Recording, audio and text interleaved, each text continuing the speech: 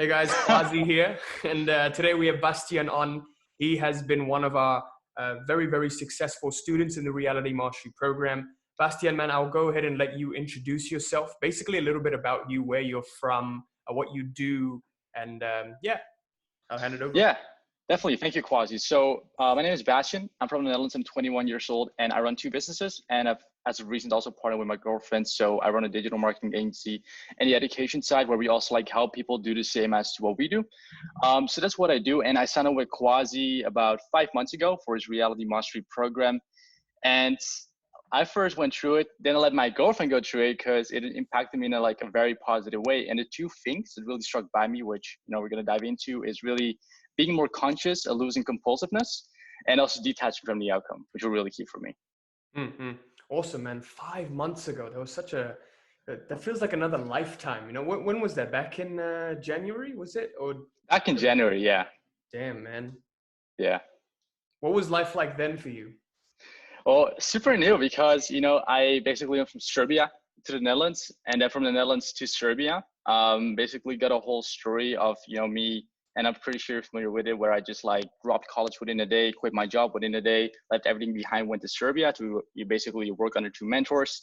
And then I just came back an entirely different person, mindset wise, business wise, Yeah. to the Netherlands. And then from the Netherlands, I basically met my girlfriend. Then I leveled up in many ways because, I got into more so into personal development, which, like, for instance, what you show in the program, the self-mastery guide, is really what I did for 3 months in the Netherlands.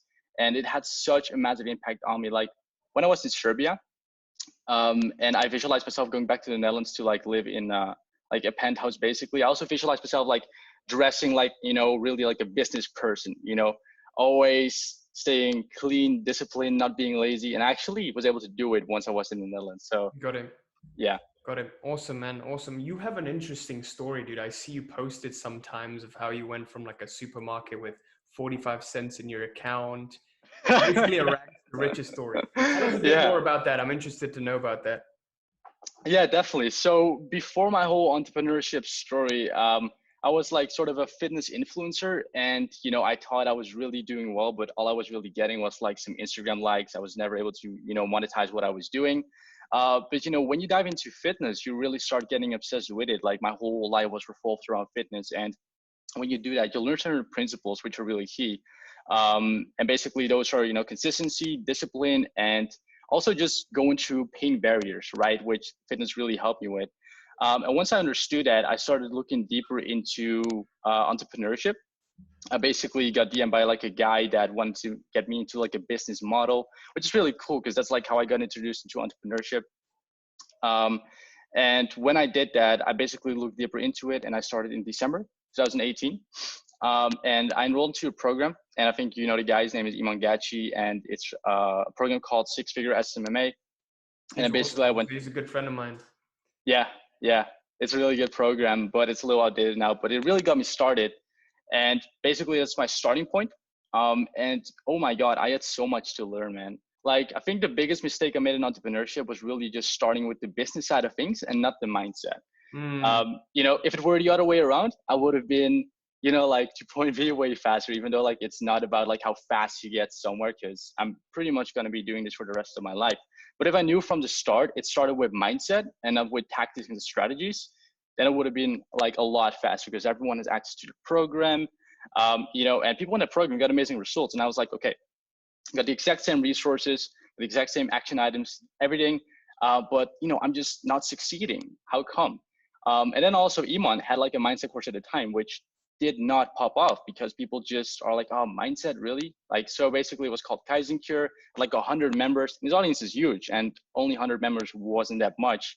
But I was one of the people that went through it because I didn't have a lot of money for like the other programs. And I was like, okay, well, he's good at what he does, and mindset seems really interesting. So that's when I got into it, into routines, understanding identity shifting, and just like some basic principles to really get me started. And that accelerated my process. And then basically where I really started to make big changes was once I got the opportunity to come to Serbia. And now how I got that opportunity was because I joined like another program. I kept investing into myself from like the cash flow I got from my supermarket job. Um, And basically they invited me over to Serbia to like work underneath them. So they run like an education company doing multiple seven figures, and webinars, you know, like were at its peak during that time. So they were doing really good.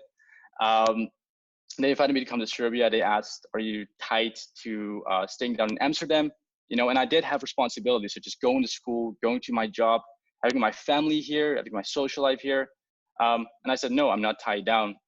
And then I just dropped everything. I packed my bags. I basically booked a ticket to Serbia. And then I went over there. And the first week I wanted to give up because it was like really overwhelming. I wanted to go back. But they helped me like just get a day off to think everything through. And that's like really where I developed myself, because there was no one around me but myself and my own thoughts. So just like really forced to work on myself. Totally, man. Yeah. I think you've emphasized how important mindset is in this. You know, like what I see happen is basically right now I'm at a stage in my business where I'm like hiring. So when you're hiring, you sort of expect people to perform at the same level as you automatically, Yeah. but you don't understand they're at a completely different paradigm, right? Yeah. So they come in and you're like, okay, well, this is what you got to do, you know, just go out there and do it. And then they just go, they go through 2 days, 3 days, and they're like, oh shit, I want to quit. And I'm looking at it, I'm like, no, you're doing well. Just keep going. Because they don't see the results immediately happen, right? Because, you know, when you're in business and you've actually gone through the struggles, you can look at the longer term vision of what's happening. You understand all of the numbers and everything. So you're like, okay, well, this is just part of the process. So naturally that patience comes within you, because you can sort of see that longer term 30,000-foot view of your business. Just don't schedule a call now. Just because you don't schedule an appointment now doesn't mean you're not on track to do that. That's something really, really interesting. That's something I suppose you got to be mindful of, like even when you're hiring, because that's the kind of stage I'm at right now, when hiring is like the main priority. You sort of start to see that you've got to help them with mindset too.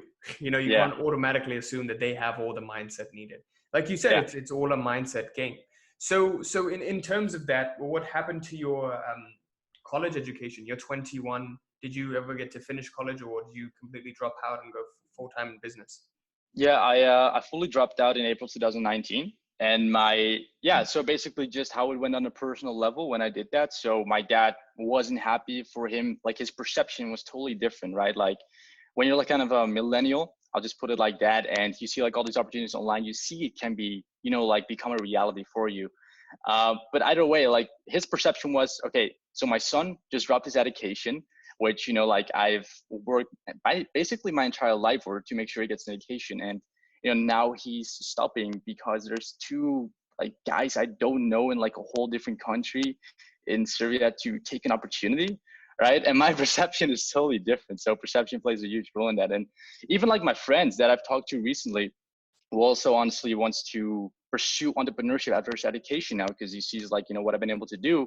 And at a time, he just shared his thoughts, what he was thinking. And he was saying like, yeah, man, so when you dropped out, I was like, what are you doing? Like, it doesn't make any sense. You need that certainty. You need like, you know, that like if anything goes wrong, you need to have like that kind of as a backup. And now when he looks at me, he's like, wow, man, like I have so much respect for you that you did that. Like, cause a lot of people wouldn't have done that. You know, a lot of people wouldn't have done that. So yeah, that's like kind of how it went on a personal level. And then my God, that's like also why I was able to make such big changes in a year, because I sacrificed without me even like realizing really how much of a sacrifice can be beneficial to you. Because all I really felt was like the pain of it. And then like once I got used to it, it was like, okay, well, I'm feeling really good. And I think like also what you're mentioning about like the team members, you know, like the biggest difference is the paradigm worldview. You know, if they don't have the patience, for instance, that you do, or like kind of the strength that you have and like the focus throughout the day, they just get diminished by what they actually have to do. Like if you were handed a task, you do it easily. But if, you know, they were, it'd be extremely hard for them to actually do it, because like their mindset, the lack of patience, or the lack of taking initiative or confidence in themselves. So that also plays a huge role. Mm-hmm. Totally, man. That's very, very important. So you said you've basically transitioned from that April you officially dropped out. So that I'm trying to think about the timeline. What motivated you to get started with Reality Mastery? So this was in January 2020.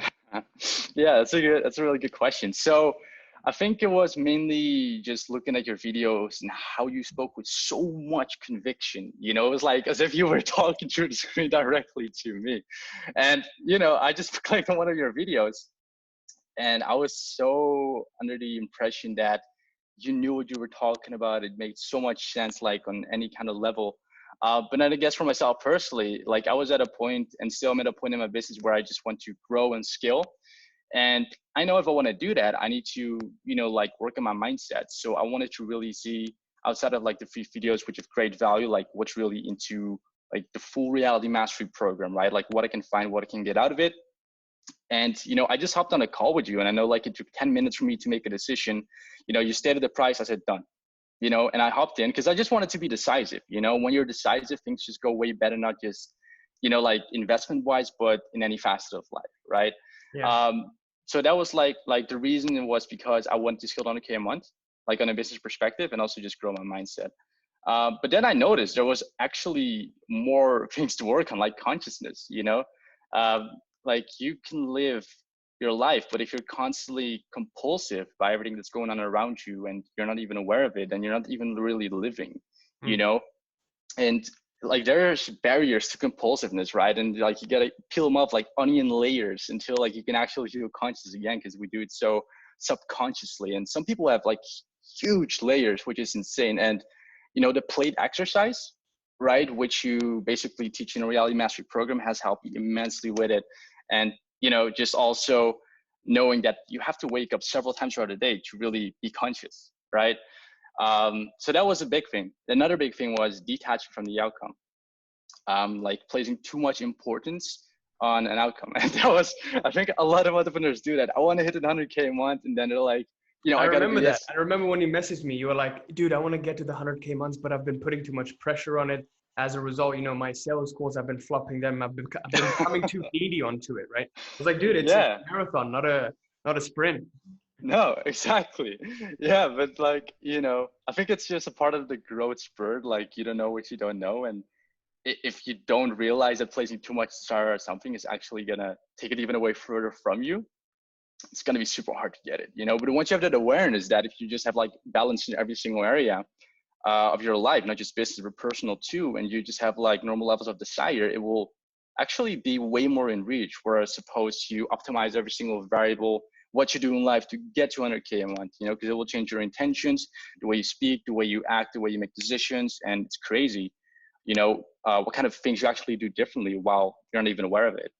Right. Yeah, that's a big one, especially for entrepreneurs in this journey. You know, we get so tunnel vision to that one goal we have. We start to sacrifice every single thing. We can't even see past that 100K month goal. Like I No. remember this is the biggest barrier that I kept hitting when I wanted to get to the 20K months. All I could see was, oh, come on, I'm going to get to the 20K soon. But I would just inch closer and closer to it, but it would just never happen. And I would get Yeah. to 5K and then I would go back to zero. And I would get to Yeah. 10K and I would go back to zero. Then 12K, zero. You know, it's Yeah. just like ups and downs and fluctuating. Like I just couldn't Yeah. move forward. But it's like you sort of, this is the thing you don't want to do, is burn yourself out trying to get to that goal, but rather live sustainably and look past 100K. When you can Yeah. see past 100K and what your life, what your business looks like, then the 100K becomes like, oh, this is easy. You know, this is just a Yeah. neutral. This is just a stepping stone for me to get to more and more and expand more and more. Yeah. Right? Exactly. Yeah. You just really have to become the person worthy of it, and it becomes, you know, like a standard. Like that's kind of like just a simple truth in my eyes, you know, just really becoming the person that's worthy of 100K a month, for instance. And I think everyone really knows from themselves what they have to change, but you know, people just don't do it. And it's pretty like, even I referred into bad habits from time to time, and then it takes so much willpower to not prefer it. Because like you notice that your dopamine levels aren't getting their hits that, you know, they need to be getting, and you have to use willpower for that, not relapse. And like 80% of the people, they know what they need to work on, but just don't do it. And you know, I was one of them. Yeah, that is very, very true. Like, you know what needs to be done, but it gets so difficult to do it because there's some invisible barrier working against you.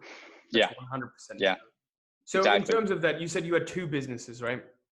Yeah. One is the education one and the Yeah. other is the agency one. Yep. Okay.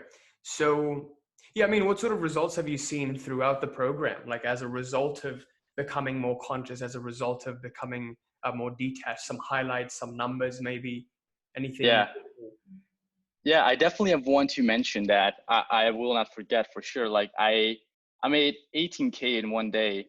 And that was like one of the achievements I was able to get by just detaching from the outcome. I know I wasn't even working a day. I put out like a post, and this was for the education side, by the way. And um like the corona was at its peak, you know. I believe this was in March, and we actually hit like an 18K day with our business, and I never had that before, you know. And it's pretty weird because like some people earn 2K a month, you know, and we were like, wow, like we just tried to put it in perspective, and it was such a huge achievement. So I think that's one of the biggest highlights for like the business side of things. um yeah, that's like one worth mentioning, yeah, as far as I know for now. Yeah. How about personally? I think a big one you came in with was also like having a better relationship with your girlfriend and sort of cultivating that.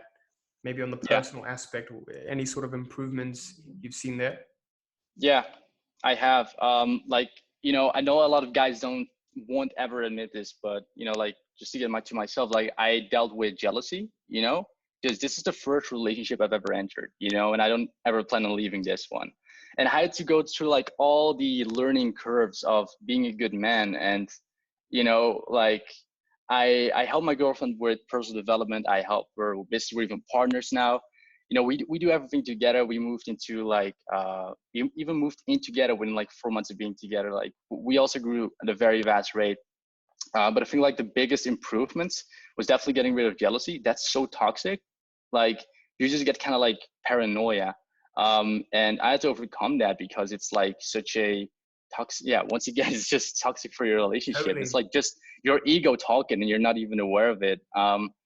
And so like I had to deal with that, and that was really excruciating because like we had so many arguments just because of like a way I felt. And I just want to admit this because I know like there are more people out there who maybe do feel it, but they don't put it on the table, and that's Right, like even more right. painful, right? Yeah, So that's yeah. so important, man. That kudos to you for admitting that. So, in terms of overcoming that, what do you think helped you overcome it? Yeah. Well, she was so open with like if I just asked her a question, she would just answer it. So something about her, like, you know, I think like the biggest, she has experience, you know, with husband. She was like in 2 3 serious relationships, and not really I think 2. Mhm. Yeah, 2 serious, and I didn't have any. And basically what like really helped me was number one, her just being open and supportive and patient. And the other one was a book, and it was called Retrospective Jealousy. And like it's your rational mind fighting your irrational mind. And it's like no matter what she said, like I just wouldn't believe it or something like that. Then I read a book, and it put everything into perspective. So it's finding like a self-help book, and just like the process of like time passing by and talking it through really just like helped me solve it totally. Got it. Yeah. Wow, that's awesome, man. So, how do you think getting rid of that jealousy also affected your business, if any? Yeah, that's a good question. Well, I think, you know, because she's also my business partner now. And, you know, like since she's a female, like you also have some weird people like reaching out to her, like, hey, beautiful, you're like a pretty eyes and stuff like that. I was like, dude, come on. But now it's like, you know, it's just on a business perspective, I don't really care anymore. And, you know, we've just made some rules where like, and just normal rules, like just principles where if we feel like we need to share something with each other, we just do it. But a part of that, like on a business perspective, it doesn't really bother me at all anymore. I used to get bothered by it, not anymore. Um, so in that sense, it did help. And that's kind of like the main one. Yeah. Got it. It's so interesting that you have your girlfriend as your business partner. I would imagine that's like a lot of challenge because Yeah. Yeah. you mix up like too many things into one. Do you know what I mean? Yeah, and I've mentioned it too, like when we did have those times where it's like hard, you know, when you're in a relationship, but you're also business partners, but you work through it really. And I think some people can do it, and, you know, vice versa. Um, yeah, yeah, Totally. Yeah, I mean, I suppose the biggest thing with that is setting those correct boundaries. When you work, you work. When you don't yeah, work, you don't work. Like, yeah, so it's easy to get things mixed up in that yeah, sense. For sure, for sure. exactly. But I think like also a big thing was like before we got into a relationship, like she was already running a successful business, a digital marketing agency already at a 10K a month mark. Mhm. So like that was, you know, just a big plus point because like I didn't have to just partner her for the sake of partnering. Like she already had a lot of experience, like operational wise. So that's like why the partnership already had like kind of an accelerated point, which was really beneficial once we, you know, just merged together. Got it. How did you guys meet? Oh God, should I even? Yeah, no. So basically, I was doing sales for the info product company, right? I told you about in Serbia. And so I helped like a guy enroll into the program after watching the webinar. And, you know, he basically got in touch with her, but I always helped him with his business. And he, you know, talked about me and he said like, I'm a really nice guy. And if she needs help with her agency, she should just like reach out to me. So basically she did, and she asked for help, right? Because like she was looking for media buyers and just like skill her agency, get high profit margins. And so she did, and she was looking for a business coach, right? And I just got into coaching. And she became like a coaching student. And then basically like I just coached her for 2 months, and it was like really just normal process, just purely coaching. And I was still in Serbia at the time. And then we just outside of coaching just became friends, really good friends. And then once I got back to the Netherlands, I asked her on a date, and then we got to a date. And then like that's kind of like where everything just got started, really. Ooh, wow. That's an Yeah. interesting evolution, huh? Yeah. Yeah, it is. That's awesome, man. It's so interesting in the online world, I find it. Because most of the time, you know, entrepreneurs like you and me, we're mostly online. Most of our friends and social circles are more Yeah. so online in those Facebook groups. Yeah. rather Yeah, than, for real, dude. It's like a little community. yeah, especially when you spend like 12 hours plus a day online. Yeah.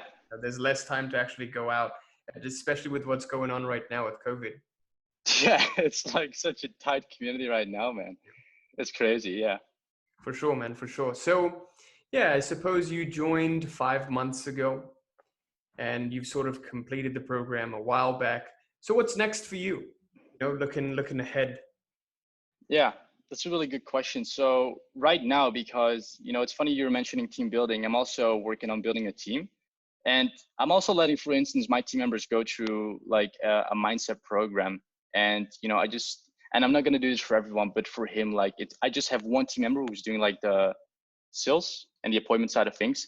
But basically, just to summarize it, I'm working on just like scaling the education company, and basically just really having a big impact on global education, where entrepreneurship can just become like a prevalent standard, and anyone can enter it and you know be successful, but just first by changing entirely as a person, and then just you know entering the business tactics and strategies.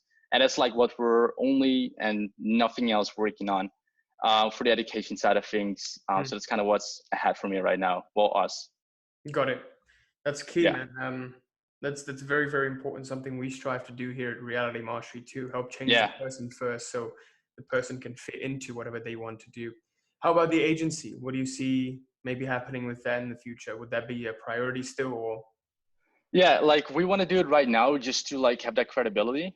But like long term, we don't want to do it. Like our really like vision and mission is to have a huge impact in global education. Right now we're in the medical field in 2 different markets. But you know, like I really just got started in there too, because it's a great starting point for entrepreneurship, SMMA. Like you don't need any experience. You don't need anything really, but your laptop and Wi-Fi. And that's kind of it. And that's like why I entered it and grew it. And she did too. And then we merged into the medical field. So skincare, e-commerce, and plastic surgeons. But long term, we don't want to do it. We simply want to focus on the education side of things and really just expand that in the future. Got it. Got it. So maintaining this partnership you have with your girlfriend and expanding the course, the education business, and you know impacting people on that internal level, but also Yeah. helping them fit into entrepreneurship as well. Yeah, 100%. That's important, man. What's your main driver for that? Why did you choose to do that? Well, yeah, I think it's like being the change I needed, you know, and I think like there's so many people out there that don't know what they don't know. And, you know, I think like bringing awareness to people that are so like, yeah, just to put it simple, just being the change I needed, because I think there's so many people out there that are just like internally so broken and don't see any of the possibilities that are out there. So giving it a voice is like important to me, and I just want to like raise the importance level where, you know, it becomes a thing I only work on like for the rest of my life and just dedicate everything to it. Got it.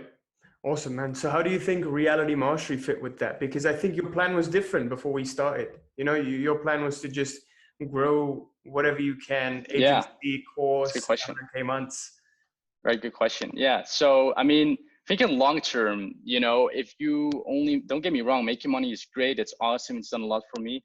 But I think like it also has a certain, like, it doesn't fulfill you, you know, like it doesn't even matter, in my opinion, how much money you have. If you only make things about money, like that's all there is. Like that's the cap. There's nothing more to life if that's the goal. So, you know, now that I'm past the sort of survival mode, and I think once a lot of people do, they just, you know, like a new sort of paradigm opens where they have the resources to make an impact. And it's like, you know, their decision as a person, whether they want to do it or they just want to optimize everything for money and, you know, just live like a life where you buy 12 Rolexes and live in like a huge villa and do stuff like that. But, you know, I really want to just be all in my business. I am not going to buy Rolex anytime soon. I just want to invest into my students, invest into my business, invest into my education. And that's like where all of my money goes into for like really the long-term vision. And that's like, you know, just the like four-view for now. Got it. That's an inspiration, man. Not a lot of people think like that. That's very, very inspiring to hear. But also, yeah, I mean, I think that's also a big change that I saw with me. You know, it would take me like a week to make a $500 decision to going to making a $30,000 decision in 1 hour. Yeah. That's basically Yeah. the kind of change that happens. Yeah. Yeah, your decision-making process, you start to value time more than the money. Yeah. Mm. Yeah. You know, and I believe I like heard you say that when, you know, your clients get results, it's like the biggest dopamine spike, you know, and imagine doing it like at a global skill level, like that's insane to me, you know, and that's really what I want to strive for. Got it. Awesome, man.